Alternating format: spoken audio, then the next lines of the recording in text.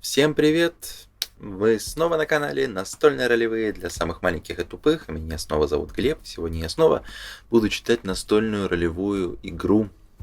Конкурс Кошевар закончился, а я продолжил читать разные настольные ролевые игры по своему выбору, на свой вкус. Читать их, обозревать, точнее, просто как пытаться понять их. Прежде всего, понять, как в это играть и насколько это интересно. И сегодня я решил обратить внимание на нерусскую настольную ролевую игру. Не знаю точно, кто автор по национальности. Написано, что автора зовут... Сейчас я вам скажу. Автора зовут Юрий Лившиц. Я не знаю, короче говоря, что это за национальность, но это совершенно не важно на самом деле. Просто главное, чтобы я правильно произнес название. Юрий Лившиц. В общем, читать мы будем игру, которая называется Heroes. Или как здесь вот на страничках написано Fallen Heroes. Падшие герои. Я здесь выведу обложку этой игры. И узнал я об этой игре из блога Рыжего библиотекаря где-то неделю назад, за неделю до того, как я записываю это видео. Я увидел в его дайджесте западных игр, что появилась такая новинка, что написано в блоге про нее, что игра без ведущего, про отряд диссидентов, которые отправляются на безнадежную миссию, чтобы попробовать остановить вторжение врага. Вся прибыль от продаж этого продукта пойдет на поддержку беженцев с Украины. Вот. И там 14 страниц, и этот документ можно приобрести по модели «плати сколько хочешь». То есть можно бесплатно забрать, можно какую-то денежку заплатить. Вот. У русскоязычных пользователей сейчас проблемы с оплатами на западных сайтах. Я взял эту игру бесплатно, я ее кратко проглядел, прочитал и решил сегодня вот еще раз прочитать на камеру с вами, чтобы понять, что это за игра. Я очень прошу вас воздержаться от каких-то политических дебатов в комментариях, где бы то ни было под этим видео. Это видео не о политике. Я не хочу потом разгребать эти комментарии и переживать, что из-за этого видео будут какие-то проблемы. Я просто хочу посмотреть на игру. То есть в данном случае автор не просто собирает деньги, для беженцев, он именно предлагает какой-то продукт, и этот продукт настольная ролевая игра. А я люблю читать настольные ролевые. Поэтому я буду смотреть это только как на игру, не на как какое-то политическое заявление. Поэтому, пожалуйста, не надо искать в моих словах какое-то второе дно, какую-то предвзятость. Хотя, возможно, она будет. Короче говоря, вот просто мы про игру сегодня говорим, не про политику. Все, спасибо. Мы с вами на берегу об этом договорились. Я на вас очень надеюсь. На ваш здравый смысл. Итак, что же нас встречает в этой игре, когда мы ее приобретаем? Там два файла. Один состоит из одной странички, а другой, собственно, уже страницы самой игры. Причем они вот так вот вертикально сделаны. Я это распечатал на двустраничном буклетике. Давайте посмотрим сначала на основной буклет. Но опять же, то есть как в прошлом видео, как я обозревал игру Lovecraft умер, издательство Рыжего библиотекаря. Сейчас я не буду прям вам выводить все, наверное, странички, просто потому что мне лень это монтировать. Я просто буду читать страницу и пересказывать вам суть, что там написано. К тому же это еще игра на английском языке, а я с английским, честно признаемся, так очень плаваю. Конечно, позор мне. Работаю в международной компании, а в английском языке плаваю. Как бы то ни было, я буду пытаться понять все, что здесь происходит, и вам пересказывать. Вот, поэтому сейчас я кратко просмотрю вот эту страничку, первый буклет, в котором написано, что сначала это надо прочитать, а потом уже основную игру. Вот я сейчас прочитаю и вам расскажу, что же тут написано.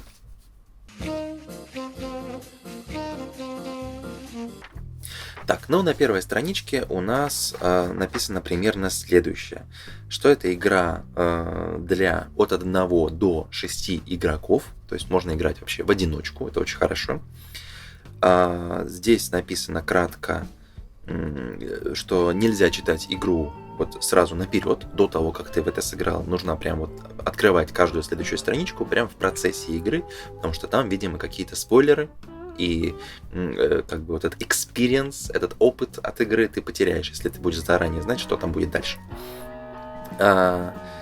Также тут нас предупреждают, что в игре поднимаются темы военного вторжения, смерти, горя а также, значит, военного посттравматического синдрома. Короче говоря, нужно сразу это проговорить, чтобы все игроки знали, что вот мы будем об этом сейчас разговаривать все вместе. Значит, что нужно для игры? Нужна копия вот этого буклетика с правилами, нужны ручки и, значит, бумаги, листы бумаги, а также таймер на 4 минуты, что интересно, и свеча и спички. Вот. Что нам понадобится для того, чтобы начать это все делать? Значит, соберитесь все вместе за одним столом, положите все на стол. Зачем все прям расписывать настолько досконально? Ну, понятно, что нам все придется положить на стол, а не прятать в карманы. Ладно, значит, буклет отдайте самому старшему участнику, и дальше в процессе игры он будет передаваться уже, значит, по часовой стрелке каждый раунд. Если ты играешь один, то, конечно, никому ничего передавать не надо, просто держи у себя этот буклет и, значит, следуй инструкциям. Ну все, удачи. Удачи герою, пишет нам автор. Юрий Б. Лившиц. Надеюсь, я правильно произношу это имя. Все хорошо. Все понятно. Давайте теперь приступим к буклету. Я сейчас тоже постранично буду так вот читать и пересказывать вам, что здесь. Собственно, вы в любой момент, я думаю, что я оставлю ссылку в описании, кстати, где вы сможете сами скачать эту игру или приобрести ее, или бесплатно, не знаю, там, в зависимости от того, захотите вы за это платить, или вы там сможете за это заплатить. Все равно вы сможете ознакомиться с этим документом. И да, я понимаю, что я сейчас нарушаю некоторые правила, что как бы автор мне говорит, что нельзя это читать наперед. А я, получается, вам сейчас сразу все и перескажу, сразу, что будет в конце. Но я люблю спойлеры. Если вы меня смотрите, то, значит, вы тоже любите. И, возможно, если бы я не снял это видео, некоторые из вас бы вообще не узнали о существовании этой игры. А так вот, вы с ней познакомитесь от начала до конца. Если она вам страшно понравится, мне кажется, что ничего страшного, что вы будете знать наперед хотя бы вот один. Вы соберете других игроков, которые не будут знать, что будет дальше. Ну, а вы просто, подыграете. Короче говоря, вы справитесь, ребят. Вы справитесь со спойлерами, я вас верю. Давайте читать.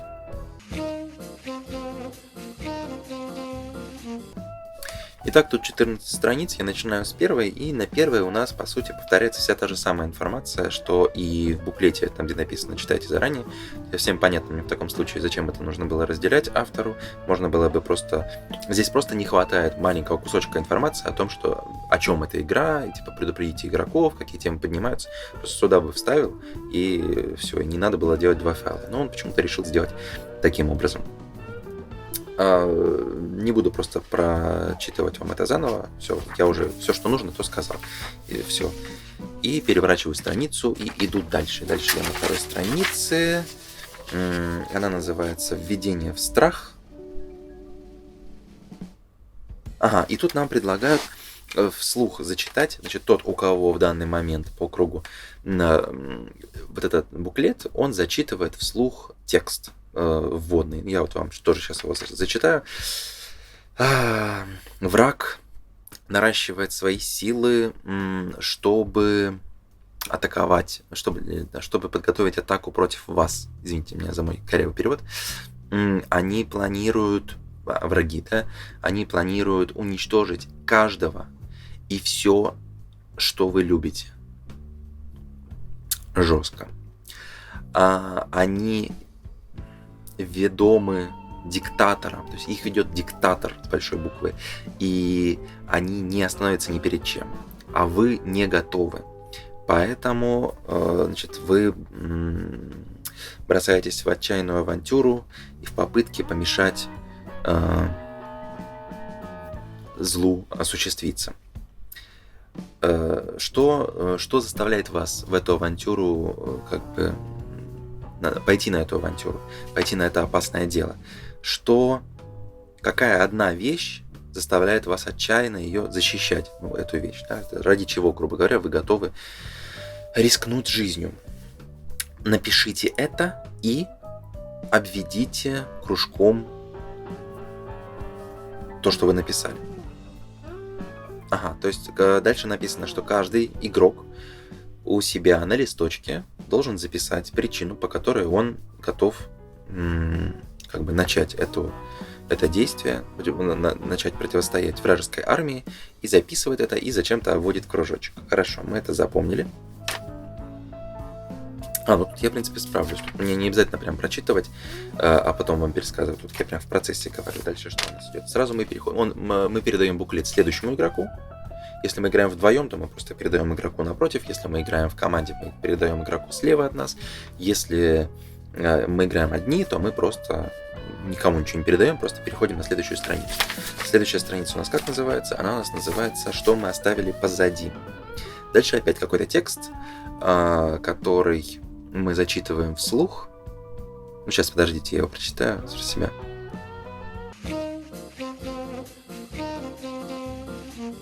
В общем, здесь предлагают нам добавить деталей нашему прошлому. Там здесь объясняется, что мы группа героев, которые все вместе, как волонтеры, отправляемся на специальную миссию против врага, против этого вторжения.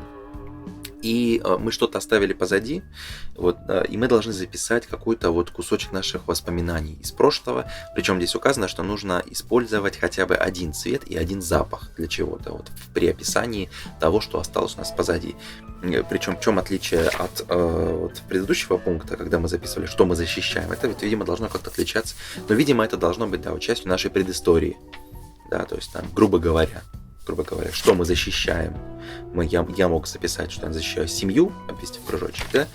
А что я оставил позади, например, там, я не знаю, работу какую-нибудь записать, или, например, родной дом как-то описать, или, может быть, там, любимую булочную, что-то в таком духе.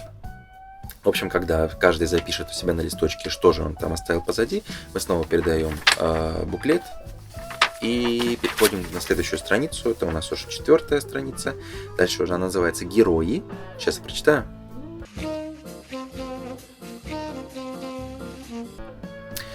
Здесь предлагается уже связать персонажей, игроков между собой какой-то историей. То есть нужно объяснить, почему вы все находитесь в одной группе. Каждый из вас должен понимать, что игрок, находящийся слева от вас, это персонаж, там, ваш супер близкий друг, человек, ради которого вы готовы умереть, который готов умереть ради вас. И вы должны написать на листе бумаги у себя, почему это так, что вас связывает. А еще тут предлагается записать какой-то секрет, который вы знаете, которым поделился с вами этот персонаж, но потом, записать его, а потом зачеркнуть, потому что секреты должны оставаться секретами. Это немножко странно, но забавно.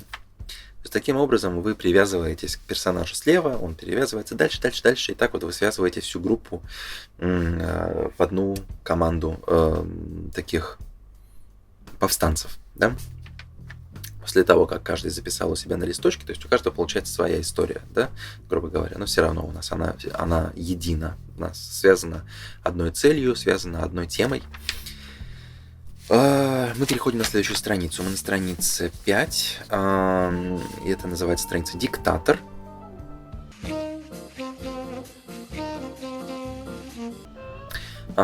Здесь рассказывается о том, что врагов ведет некий диктатор. Он как самый главный, там концентрация зла, самый жестокий, ужасный человек. И все происходит из-за него. И вокруг него, вокруг этого диктатора ходит множество слухов. И вы должны каждый у себя на листочке дальше записывать. Вообще, пока это мне игра напоминает, знаете что?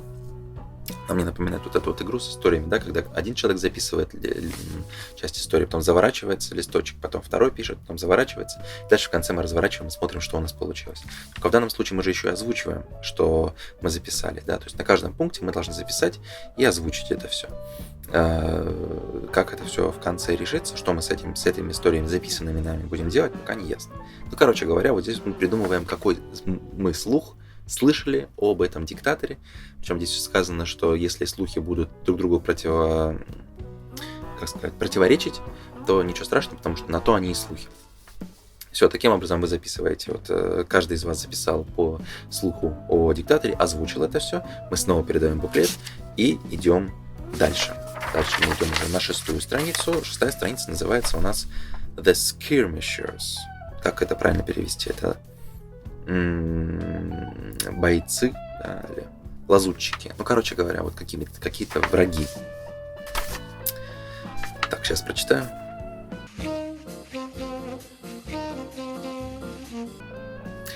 Вот тут как бы начинается история. Тут нам уже рассказывается о том, что наша группа в попытке добраться до врага встречает вот этих вот самых лазутчиков. И дальше мы должны описать их сами. То есть они нас заметили, мы их заметили, игра начинается, и каждый из нас должен по кругу описать, как мы с этими врагами сражаемся. Причем тут сказано, что нужно сделать это максимально драматично, так драматично, как только ты это можешь, использовать как можно больше прилагательных, жестикуляций, для того, чтобы показать, как вы сражались с ними, как вы противостоите этим врагам. Ну и, соответственно, нужно записать как-то это кратко себе, видимо, на листочке, хотя тут не особенно написано «запишите». Ну, наверное, тоже надо. Здесь же на каждом листочке мы получаем какой-то кусочек информации. Видимо, мы должны записать, как у нас произошло это сражение, где оно произошло и что мы делали, что делали враги, и рассказать это другим участникам игры.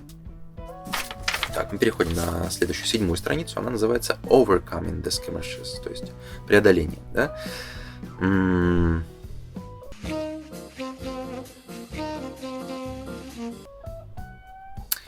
На этой странице мы узнаем следующий кусочек нашей истории. То есть история такая довольно линейная, надо сказать.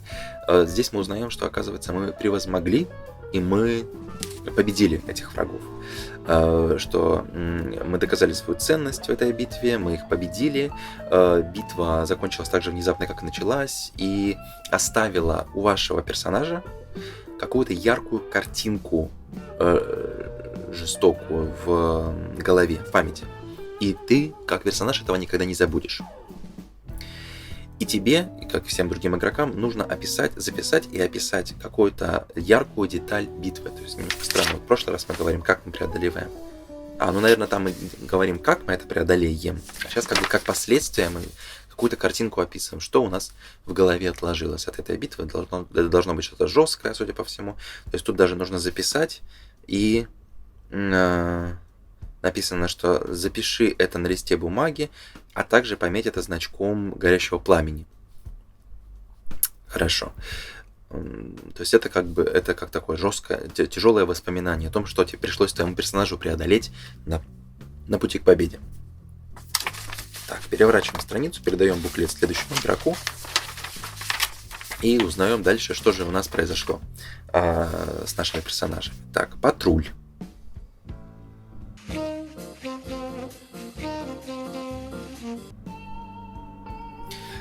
Патруль означает, что дальше, после того, как мы сразились с какими-то лазутчиками, нас встречает патруль, опять вражеский, только в данном случае мы его замечаем раньше, чем они замечают нас, и мы должны точно так же по той же самой схеме, что и раньше, мы должны описать.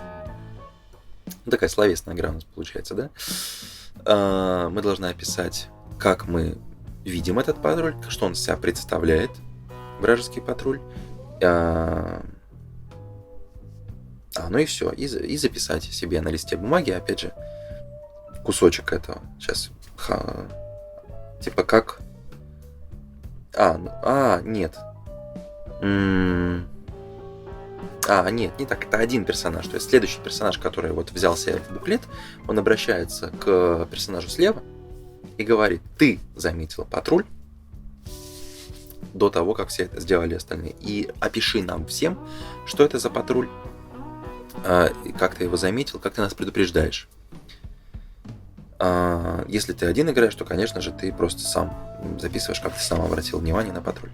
А следующая страница называется Avoiding the Patrol, то есть как ты преодолеваешь этот патруль, только в данном случае, в отличие от предыдущего, когда ты сражался, когда вы все вместе сражались с противниками, с лазутчиками, здесь вы именно избегаете этого патруля. И опять каждый должен по кругу сказать, как он справляется с этим, как он прячется, как он обходит патруль, как там он, я не знаю, что-то придумывает, что он делает, какими-то наводящими вопросами. Ты это все можешь расширить. Ну и опять же, ты записываешь у себя в листе персонажей, и каждый, кто участвует в игре, он записывает, как он обошел этот самый патруль.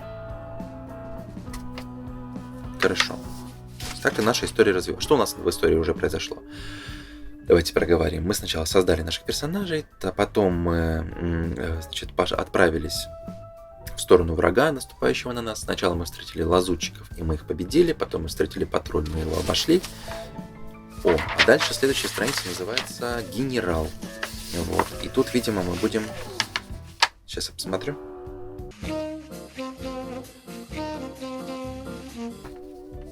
Да, здесь у нас уже встречает третье препятствие на пути. Это какой-то элитный отряд, который возглавляет некий генерал. И наша задача, как вот этой вот группы, команды, добраться до этого генерала и победить его, да? Значит, что мы должны сделать? Каждый должен описать одно препятствие, которое мешает вам добраться до генерала. И дальше вы по кругу начинаете описывать, как вы преодолеваете. То есть, что тут написано? Человек описывает препятствие. Каждый следующий, то есть мы придумываем все по кругу препятствия, а как мы с ними справляемся, объясняет игрок слева. Я, например, говорю, мы хотим добраться до генерала, но нам мешает там что-то. Актер слева, боже мой. Игрок слева говорит, мы это преодолеем вот так, но еще нам мешает вот это. А следующий говорит, мы это преодолеем вот так, но еще нам мешает это. И вот это все как-то вы должны записать, правильно? Описать эту всю историю. Или описать это просто словами, да, мы записываем на бумагу только препятствия, а описываем словами, как мы это все преодолеваем. И в итоге, в конце, когда, получается, мы сделаем полный круг игроков, то мы описываем генерала самого по себе, что он из себя представляет, и игрок слева объясняет, как мы побеждаем этого генерала. Все, вслух мы это все говорим. Если ты играешь один, тут пометка, то ты просто описываешь одно препятствие и генерала, описываешь сам себе, как ты преодолеваешь это препятствие, и все. И тут написано «Say aloud the last words you say as you defeat them». То есть скажи вслух слова, которые ты произносишь, когда его побеждаешь. Хорошо, идем дальше. Следующая называется, уже 11 страница, мы почти дошли до конца, называется The Fall of Heroes. Читаем. В этом моменте мы наконец-то встречаемся с самым главным злом в этой игре, с диктатором. То есть мы наконец встречаемся с очередной, видимо, военной группой. То есть написано просто True Power Behind the Enemy. И там диктатор. То есть диктатор тоже участвует во вторжении, он идет, и вот там это последняя группа военная, да, или там какая. И мы пытаемся остановить этого диктатора, но в этот раз, на 11 странице, нам это не удается. Врагу удается сбежать в результате. Мы должны написать, как мы пытаемся остановить его, и почему мы провалились, почему мы не смогли его остановить, хотя тут же написано, что все-таки мы его, видимо, остановили, враг же отступает, но, видимо, мы хотели прям уничтожить врага, но уничтожить не получилось, и мы должны это описать. И точно так же по кругу каждый описывает способ, которым он пытается противостоять врагу, и сам же объясняет, почему этого недостаточно. Дальше ты, человек, у которого в данный момент буклет, должен смотреть, что написано. Reply to each with the phrase. То есть отвечай каждому, после того, как он написал, что он пытался сделать и почему этого было недостаточно, ты ему отвечаешь. I understand. Please tear apart your paper. Я понимаю. Пожалуйста, порви свою бумагу. И and wait for them to tear the paper they wrote on. И жди, пока он не порвет свою бумагу. То есть вот эту всю бумагу, оказывается, нужно порвать. Почему? Непонятно. Ну ладно, хорошо. Короче говоря, вот такой вот жесткий подход у автора игры. Он использует все, он уже готов нам рвать листы бумаги, листы персонажа, листы нашей истории. Зачем мы тогда это все написывали, если мы сейчас должны порвать? Ну ладно. Короче говоря, вот такая часть истории. Мы пытались, у нас не получилось, хотя вроде как получилось, но не получилось до конца. Посмотрим, что происходит дальше. 12 страница. 12 страница называется The Long Silence, то есть длительная тишина. И дальше что происходит? Мы просим игрока слева зажечь свечу, вот наконец-то, а сами устанавливаем таймер на 4 минуты.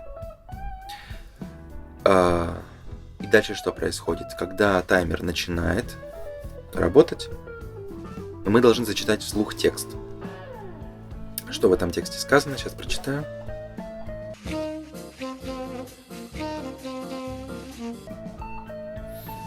Дальше мы читаем вслух, что у нас получилось, все-таки мы отбросили врага, и у нас есть некая передышка, которую мы подарили как бы тому, что мы защищаем. И отбросили диктатора чуть-чуть назад, пока он там перегруппирует силы. Но цена слишком высока, и каждому из игроков придется выбрать, чего он лишится. Либо он лишится одной вещи, которую он хочет защищать, то есть, видимо, вот то, что мы изначально в игре вводили, да, либо мы лишаемся этого, либо мы умираем, ну, то есть игрок решает, что его персонаж умирает, либо ты не умираешь, и то, ради чего ты борешься, остается, но тебя до конца жизни будет мучить вот та картинка, которую ты описывал, когда побеждал первых врагов. Вот эти вот ужасы войны будут тебя мучить до конца. И ты должен, каждый из игроков должен молча решить до конца таймера. То есть мы должны дождаться таймера в тишине, как бы продумать это. Потом, когда таймер заканчивается, каждый озвучивает, что же он решил в итоге. Либо он сам умирает. Ну вот так, собственно, и написано на 13 странице The End. Когда таймер заканчивается, если дальше тут написано, если ты не выжил, если ты решаешь, что ты не выжил, то ты должен порвать свой лист бумаги. Хотя непонятно, может, до этого должны были его порвать. Как-то противоречит немножко другу правилу. Наверное, тогда мы не должны были надорвать, может, мы тогда должны были лист бумаги. Tear apart your page написано. А там что было написано, когда мы не побеждали? Tear apart your paper. Непонятно, короче говоря, что мы должны надорвать, что мы должны порвать совсем. Но сейчас вот нам правила говорят, что если мы решили, что наш персонаж умер, то мы разрываем бумагу. Если мы теряем что-то, что мы защищали, то мы должны просто зачеркнуть это на своем листе персонажа. А если мы решаем остаться с травмой, то мы должны просто сложить лист бумаги и все, и убрать его. И все, и дальше написано: спасибо, твоя плата была ужасной, для того, чтобы дать шанс кому-то выжить, для таких, как ты, есть имя, и имя этому герой. Все, игра закончилась, и на 14 странице у нас credits, то есть финальные титры. Написано, кто автор: Юрий Лившиц. Написано, кто нарисовал обложку, кто были плейтестерами, то есть плейтесты это все проходило. Чем игра вдохновлена? Она вдохновлена, кстати, чем?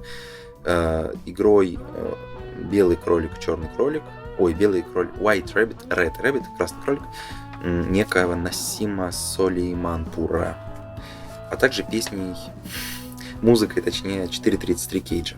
Если кто не знает, это полная тишина, короче говоря.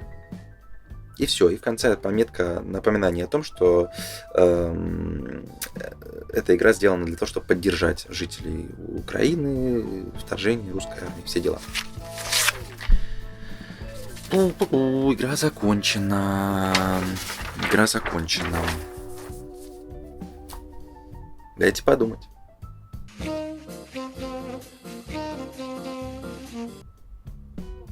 Короче говоря, если абстрагироваться от темы, да, от условий, в которых написана эта игра, и говорить об этом только как об игровом продукте, то, на мой взгляд, это довольно сырая игра. То есть она как будто была сделана в попыхах, в спешке и недоделана.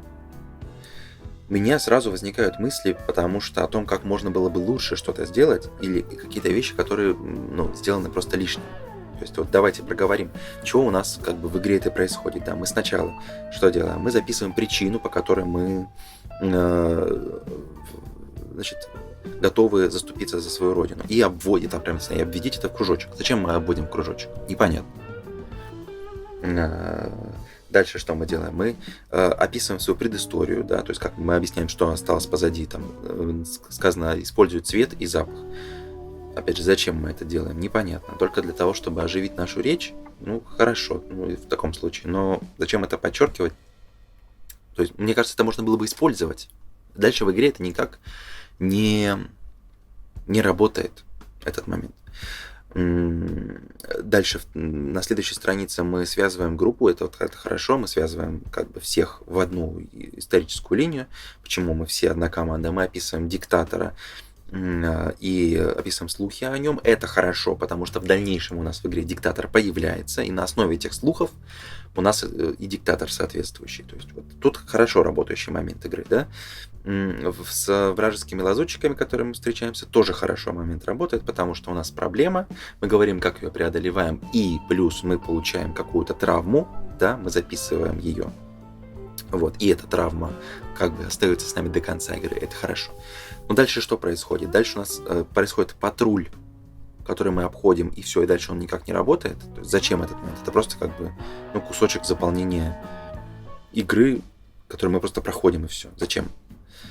Дальше у нас появляется опять же генерал. Тут хоть чуть-чуть как-то работает интересно, потому что мы взаимодействуем друг с другом. Мы говорим каждый, вот у нас такая проблема. Он говорит, а мы это так обходим, а такая проблема мы так обходим. Тут хотя бы мы в команде как-то взаимодействуем. Это еще хорошо. Более-менее с генералом все работает.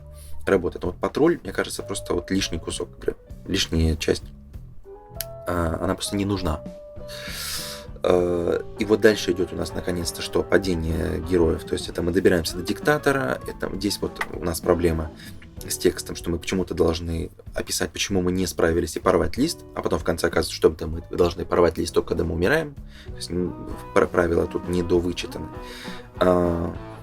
И дальше неожиданно наступает момент тишины, мы зажигаем свечу, вот эту, которую мы подготовили к игре 4 минуты, мы думаем над тем, что же мы потеряем. И вот этот вот момент, что мы потеряем, тоже немножко не ясен. Либо мы теряем жизнь, либо мы теряем то, за что боролись, либо мы все оставляем, но живем с травмой. Мне кажется, очевидно, что там 4 минуты думать? Что там 4 минуты думать, когда, естественно, ты выберешь, чтобы все было нормально, чтобы ты был живой, и были живы твои, там, то, за что ты боролся, но ты будешь жить с травмой, что поделать. Мне кажется, этот выбор очевиден будет для каждого в такой игре. И все, и дальше конец как бы игры наступает. Значит, как мне кажется, что можно было бы сделать лучше? Во-первых, в игре нету никакого листа персонажа, да, то есть нам предлагается просто взять какой-то лист и там начать заполнять историю. Может, нужно было бы сделать какое-то типа военное удостоверение личности. Да, нет, наверное, слишком... Вот, наверное, было бы лучше, если бы мы писали на своем листе историю, как будто бы мы пишем письмо домой. Мы пишем письмо своим родным людям. И записывали бы не просто тезисно, какая у меня причина, какая у меня там... что я оставил позади, а вот именно в форме письма, как будто бы я пишу письмо человеку, который остался там, которого я защищаю. И вот тогда бы, мне кажется, это работало гораздо круче. Ты пишешь, как будто бы вот там на родине, да, здравствуй, дорогая, там, я пишу тебе так-то. И вот, и ты каждый раз следующее предложение своего письма у тебя должно тематически подходить к тому, где вы сейчас находитесь по игре. Вот в этом предложении ты как бы должен продолжить свое письмо так, чтобы мы поняли, какая у тебя причина, по какой причине ты пошел туда, на войну. Дальше, в следующем предложении ты описываешь, что ты оставил позади, там, я вот помню, то-то. И тогда в конце игры у нас реально получится прям как будто бы письмо с фронта. Вот тогда, мне кажется, это бы работало круче. Что еще можно было? Вот этот патруль вообще убрать, наверное. Просто он лишний. Без патруля можно сделать просто короче.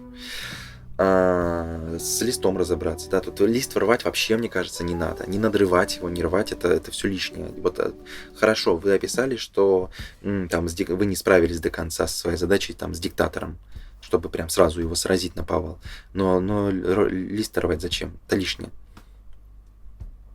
Вот выбор, когда у нас идет дальше, у нас выбор, либо мы умираем, либо умирает то, за что мы боролись, либо и то, и другое, но мы травмированы. Вот мне кажется, вот тут Вот тут как раз можно сделать такой выбор. Лист ты порвешь не в случае, если ты умрешь. Лист ты порвешь как раз в случае, если ты выбираешь, что и то, и другое остается в живых.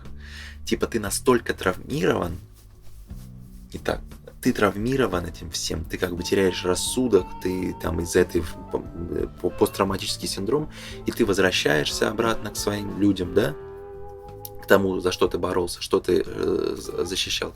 И это письмо тебе уже не нужно с фронта. И тогда ты, получается, его должен порвать. Но если ты умираешь, то лист остается. Он остается как память об игре, как память о твоем персонаже. Что типа все, что осталось от твоего персонажа, это вот это твое письмо, твоя история. Еще можно там добавить какое-то там последнее предложение, какое-нибудь написать, так драматичное, что типа «я тебя люблю, все будет хорошо, я скоро вернусь», да, как это будет звучать, да, от уст персонажа, который умирает в процессе защиты того, что ему дорого. Или, например, то, что дорого погибло, ты выбираешь, все равно письмо остается, потому что ты как бы это письмо кладешь как бы на могилу тех, кого ты потерял. Ну, короче говоря, тут можно много придумать такого драматичного, грустного, жестокого, тяжелого, что тебе действительно, что тебе нагнетет и покажет, насколько трудно, насколько тяжело находиться в состоянии войны, насколько тяжело это все, насколько тяжело это все дается всем участникам и как тяжело все на свете воевать, что война это плохо, да, то есть как бы игра это должна показывать. Свеча тоже, кстати, не совсем понятно, зачем свеча. Свеча нужна, опять же, для драматизма. Но можно было бы сделать не одну свечу в таком случае, а сделать несколько свечей на каждого игрока. И пусть, например, когда игрок скажет, что он выбрал смерть, он потушит свою свечу. Вот это, мне кажется, тоже выглядело бы более драматично. Может быть, добавить какие-то еще физические, у нас физические травмы, кстати, да. Вот там у нас что остается после лазутчиков? У нас остается психологическая травма. Что остается после генерала? У нас только интересное взаимодействие, но после сражения с генералом и с элитным отрядом у нас ничего толком-то и не остается. Вот тут, кстати, можно было добавить, что мы все еще и физически травмированы, и записать нашему персонажу, что вот, к сожалению, дорогая, я потерял руку, или там, не переживай, не бойся, там, я там одноглазый стал. Ну, что-нибудь в таком духе.